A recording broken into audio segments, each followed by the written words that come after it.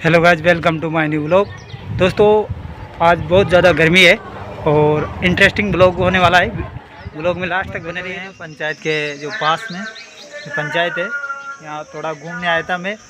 और यहाँ पर हमारे जो खास मित्र मानो या दोस्त मानो, कुछ भी मान सकते हैं।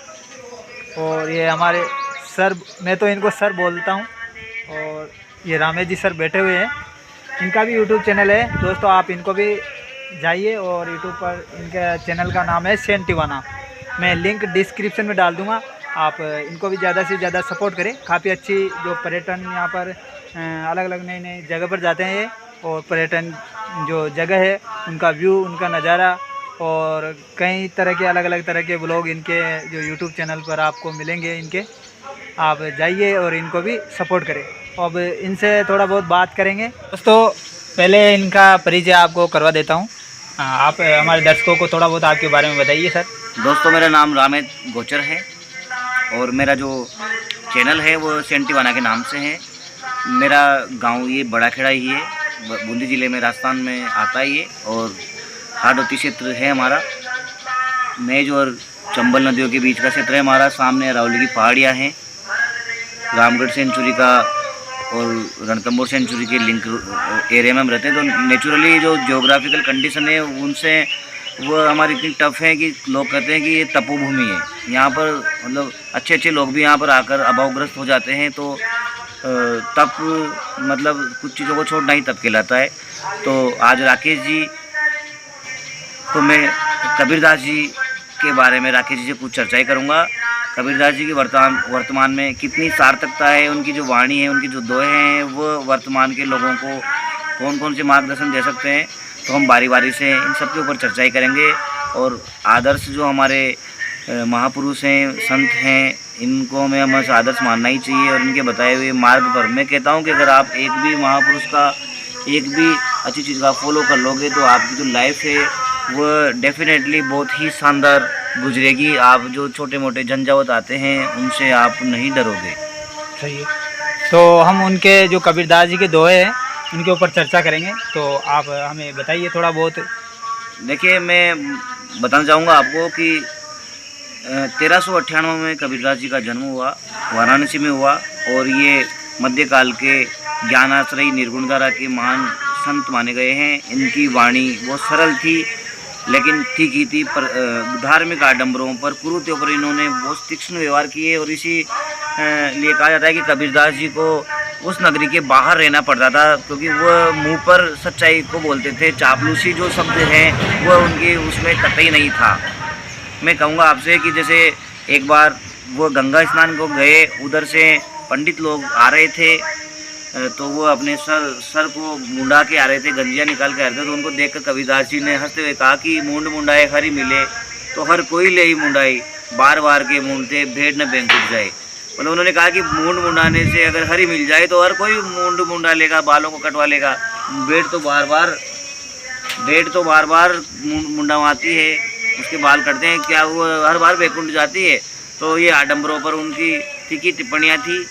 ऐसे उन्होंने कहा है हमारे मुस्लिम भाइयों के लिए कि कांकर पत्थर जोरी के, कंकर और पत्थर जोड़ के मस्जिद लई चुनाई, ता चढ़ी मुल्ला भांग दे क्या बेरा हुआ खुदाई।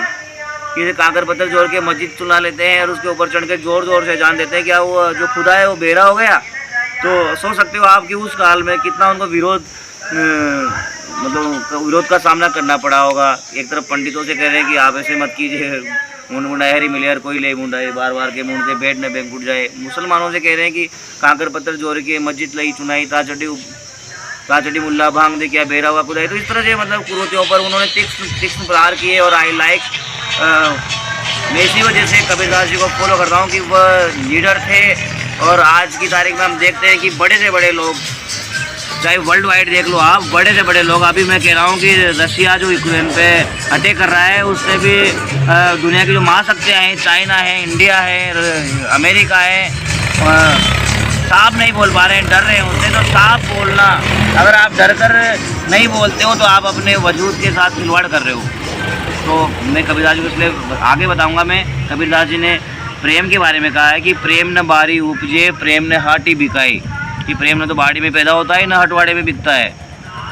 राजा प्रजा जो रुचे शीश दे ले जाए, अर्थात जिसको भी प्रेम चाहिए वो अपने शीश को देकर प्रेम प्राप्त कर सकता है।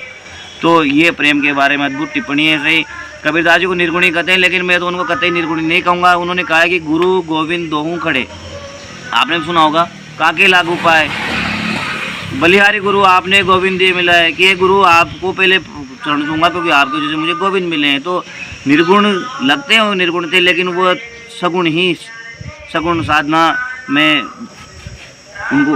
मैं उनको खुद निजी रूप से मैं उनको सगुण साधना से दूर नहीं करूंगा, क्योंकि कहीं पर उन्होंने कहा है कि मैं राम की बहुरिया हूँ, मतलब उनकी पत्नी हूँ, राम उनके भरतार उन्होंने कहा गया है।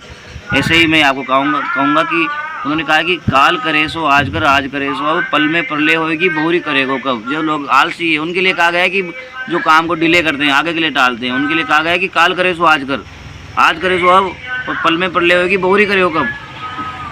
मतलब अगर मर गए तो कौन कब क्या करेगा। तो मतलब पॉजिटिव है कि अपन को कोई भी प्रोजेक्ट अपने हाथ में तो उसको तुरंत कर लेना चाहिए, जैसे राकेश जी कर रहे हैं, मिलते ही स्टार्ट हो गया। कबीरदास जी ने संयम के ऊपर भी खूब अच्छा खासा बताया है उन्होंने, जो इनके माध्यम से हम जानेंगे। संयम के बारे में कबीरदास जी का दुआ है कि धीरे धीरे रे मना धीरे सब कुछ होए, माली सींचे सो गड़ा ऋतु आवत फल होए। अर्थात आपको धीरे धीरे काम करना ही है और उसके बाद ही आपको फल मिलने। आज की जो भावी वर्तमान पीढ़ी है ये तुरंत रिजल्ट चाहती है, तुरंत रिजल्ट नहीं मिलेंगे। धीरे धीरे रे मना धीरे सब कुछ होए, माली सींचे सो गड़ा ऋतु आवत फल होए। ऐसे उन्होंने वाणी के ऊपर कहा है कि ऐसी वाणी बोलिए मन का आपा खोए, औरन को शीतल करे आप ही शीतल हो। और स्वभाव और अभिमान के ऊपर भी उन्होंने बताया। अभिमान के ऊपर कहा है उन्होंने कि बड़ा भैया तो क्या भैया जैसे पेड़ खजूर, और पंक्ति को छाया नहीं फल लागे थी दूरी। जैसे बड़े होने से भी कोई फायदा नहीं है, जो किसी भी का मददगार नहीं है। जैसे पेड़ खजूर, उसके नीचे उसकी छाया में भी कोई राहगीर भी नहीं बैठ सकता। अभिमानियों के लिए भी कबीरदास जी ने कहा है। संयम के ऊपर भी काफ़ी उनके दोहे हैं। मैं आपको उनके प्रसिद्ध दोहों में से एक दोहा है कि माटी कहे कुमार से तू क्यों रोंदे मोह, एक दिन ऐसा आएगा मैं रोंदूंगी तोय। तो इसमें कहा गया है, जीवन की नश्वरता के बारे में कहा गया है कि कुमार उस मिट्टी को अपने पैरों से गूंथता है, तो मिट्टी के थ्रू उन्होंने कहा है कि एक दिन ऐसा भी आएगा कि मैं तुझे रोन दूंगी। अर्थात दोनों एक दूसरे में मिल जाते हैं। हम मिट्टी से पैदा होते हैं, तो छोटी छोटी बातों में कबीरदास जी ने काफ़ी बड़े मैसेज दिए हैं। वो वर्तमान में पूर्ण रूप से प्रासंगिक हैं, और एक भी अगर उनके दोहे पे चलोगे आप तो आपको डेफिनेटली काफ़ी चीज़ें अनुभव होंगी। कबीरदास जी ग्रेट थे। ऐसे ही उन्होंने प्रभु के स्मरण के बारे में भी कहा है कि लोग दुख में भगवान को याद करते हैं, तो उन्होंने कहा है कि दुख में सुमिरन सब करे, सुख में करें कोई, और जो सुख में सुमिरन करे तो दुख आएगा कोई। मनुष्य का स्वभाव है कि वो दुखी होता है तब कोई परमात्मा के चरण जाता है। अगर वो सुख में भी जाए तो दुख का सवाल ही नहीं है कि दुख आ जाएगा आपके पास। सही। तो राकेश जी के थ्रू आज हमारा परिचय हुआ। तो मेरा भी चैनल है, छोटा चैनल है मेरा, मैं राकेश जी से लर्निंग करता हूँ। हालांकि इनसे एज में बड़ा हूँ, लेकिन छोटा हूँ, मैं इनसे सीखता हूँ। तो मेरे भी चैनल को आप लाइक कर दीजिएगा, और राकेश जी के चैनल को आपको ज़रूर उनको मतलब बढ़ाना है। हम सबको राकेश जी से उम्मीदें हैं, क्योंकि मैं देखो दूसरा भी काम करता हूँ, लेकिन राकेश जी यूट्यूब के लिए समर्पित कार्यकर्ता मैं इनको कहूँगा। और अच्छी अच्छी जानकारियाँ ये कई जगहों से इकट्ठी करके आपके लिए ला रहे हैं। तो दर्शकों से मेरा बार बार अनुरोध है कि आप राकेश जी के चैनल को लगातार प्रसारित और प्रचारित करते रहें। धन्यवाद।